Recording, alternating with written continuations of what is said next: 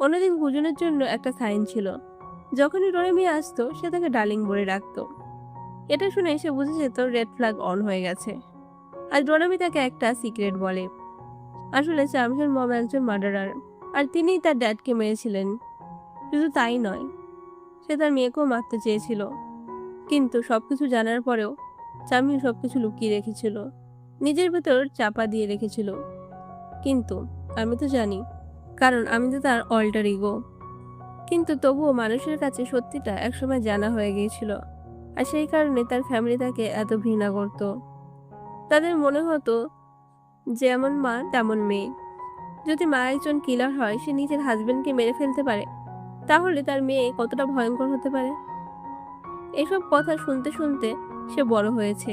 এতক্ষণে ডোরামি খুবই ইমোশনাল হয়ে যায়। সে হুজুনকে হাক করে আর বলে, আমি চাই আমি তার লাইফ থেকে ডিসঅ্যাপয়েন্ট হয়ে যাই। আমি চাই সে শান্তিতে বাঁচুক, কিন্তু তার একটা কন্ডিশন আছে। তুমি তাকে ছেড়ে দাও। যখন তুমি তার লাইফ থেকে চলে যাবে, তাকে গুড বাই বলবে, তখন আমিও তার লাইফ থেকে ডিসঅ্যাপয়েন্ট হয়ে যাব। একদিন সব কালিগস একসাথে ডিনার করছিল। সেই সময় হুজুন ডোরামির সাথে হাঁটছিল, আর হাঁটতে হাঁটতে তারা সেই জায়গায় চলে এসেছিল। কিন্তু হুজুন তাড়াতাড়ি ডোরামিকে নিজের কোটের মধ্যে লুকিয়ে নেয়, আর তাকে লুকিয়ে সেখান থেকে বেরিয়ে যায়। কিন্তু কলিগরা সেই সিন দেখে ফেলে। তারা ভাবতে থাকে, মিস্টার হুজুনের তো চাইল্ডহুড ইতালিতেই কেটেছে, তাহলে হয়তো তার কোনো ইটালিয়ান গার্লফ্রেন্ড আছে। পরের দিন শুটিংয়ে জামিও এই কথাটা শুনে ফেলে। তার মনে খুব কষ্ট হয়। সে ভাবতে থাকে, রাতে সে নিজের গার্লফ্রেন্ডের সাথে ঘোরে, আর আমাকে রিজেক্ট করতে 2 মিনিটও সময় লাগেনি। বলেছিল পুরনো প্রেম থেকে মুভ অন করতে পারছে না, আর এখন এত তাড়াতাড়ি লাইফ পার্টনারও বেছে ফেলেছে। এভাবেই একটা মিসআন্ডারস্ট্যান্ডিং তৈরি হয়। এদিকে শোয়ের শুটিং চলতেই থাকে। কুরুসো আর চামিহের পেয়ার খুব ভালোই চলছিল।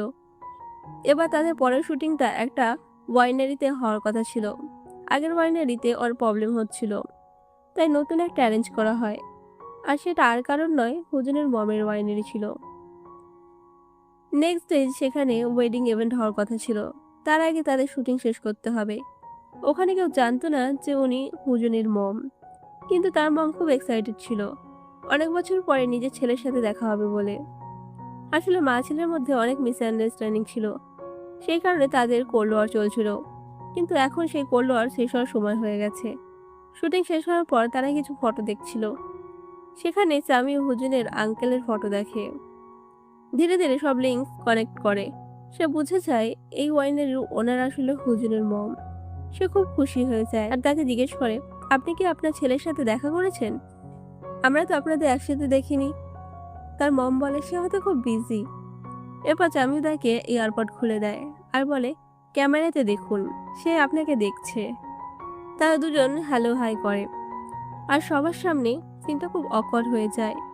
তারপর হুজুর এসে নিজের সব রাগ চামির উপর ঝাড়ে। চামিও বলে, আমার কি করে জানা থাকবে যে মা ছেলের মধ্যে ঝগড়া চলছে? যাই হোক, এখন তোমাকে মমের সঙ্গে দেখা করতেই হবে। তিনি তোমার জন্য খাবার বানিয়েছেন। কিন্তু হুজুর বলে, তুমিও আমার সাথে যাবে আর সেই খাবার খাবে, কারণ আমার মম রান্না করতে জানে না। আমি কেন একা টর্চার সহ্য করব? তুমিও সেই খাবার খাবে। এ সময় তারা একটা হ্যান্ডসাম ইটালিয়ান ম্যানকে দেখতে পায়। চামিও বলে, কাল তো এই লোকটারই বিয়ে, তাহলে সে ভেতরে কেন যাচ্ছে? তার ভেতরে গিয়ে দেখে সে হুজুরের মমের সাথে দাঁড়িয়ে আছে। তার মমের হাত একটু পুড়ে গিয়েছিল। সে সেটা চেক করছিল, কিন্তু হুজুর এটা দেখে ভুল বোঝে, আর সাথে সাথে তার সাথে ফাইট করতে শুরু করে। শেষে মম এসে ফাইট থামায় আর বলে, এই লোকটাই তোমার ফিউচার ড্যাড। আমি কাল এর সাথেই বিয়ে করছি। এটা শুনে মা ছেলের মধ্যে আবার ঝগড়া শুরু হয়ে যায়। মনের সব জমে থাকা কষ্টগুলো বের করে দেয়, যেগুলো তারা কখনো বের করতে পারেনি। তার মা বলে, আমি তোমাকে কিভাবে বলতাম? তুমি কি কখনো আমার কল রিসিভ করেছো? তোমার আঙ্কেলকে বলেছিলাম, তিনি কি তোমাকে এই মেসেজটা কনভে করেনি?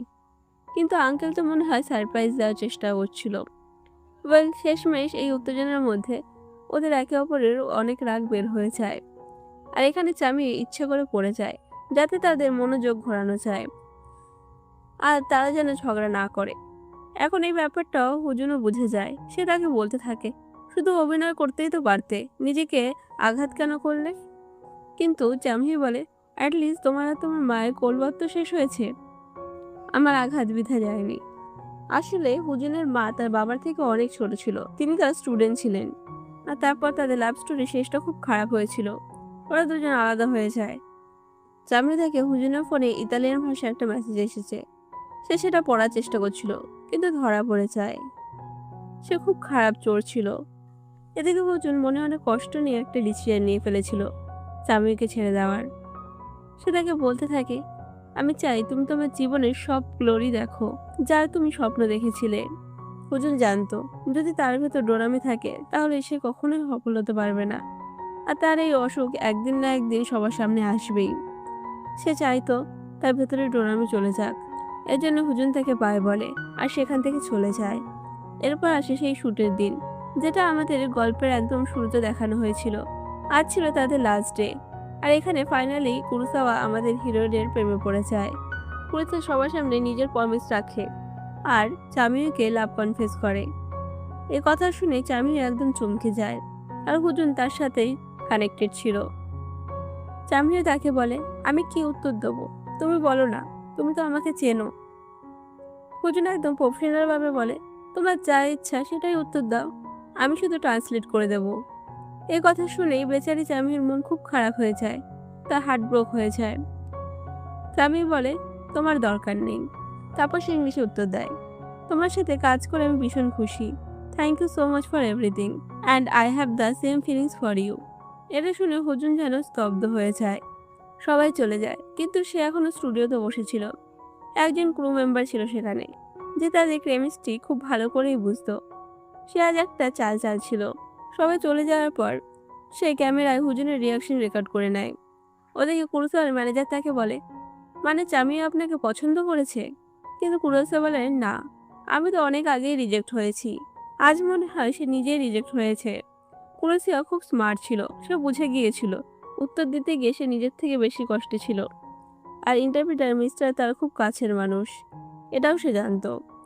শো শেষে কুরুসাওয়া তাকে টিকিট দেয়, আর তারা একসাথে অপেরা দেখতে চায় ভিআইপি সিটে। কিন্তু সেখানে গিয়ে তার কিছু মনে পড়ে যায়। সে বাইরে বেরিয়ে যায়, আর সেখানে ম্যানেজারের সাথে দেখা হয়।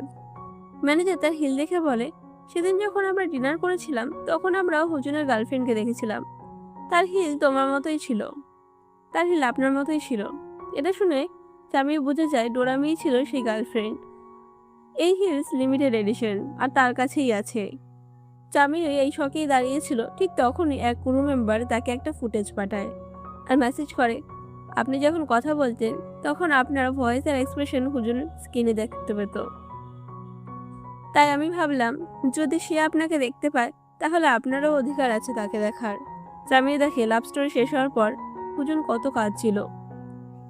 এরপর তার সব পুরনো স্মৃতি ফিরে আসে, ছোটবেলা থেকে এখন পর্যন্ত ডোরেমি যেসব কথা তার সাথে বলতো, আজ আবার সব স্মৃতি সামনে চলে আসে।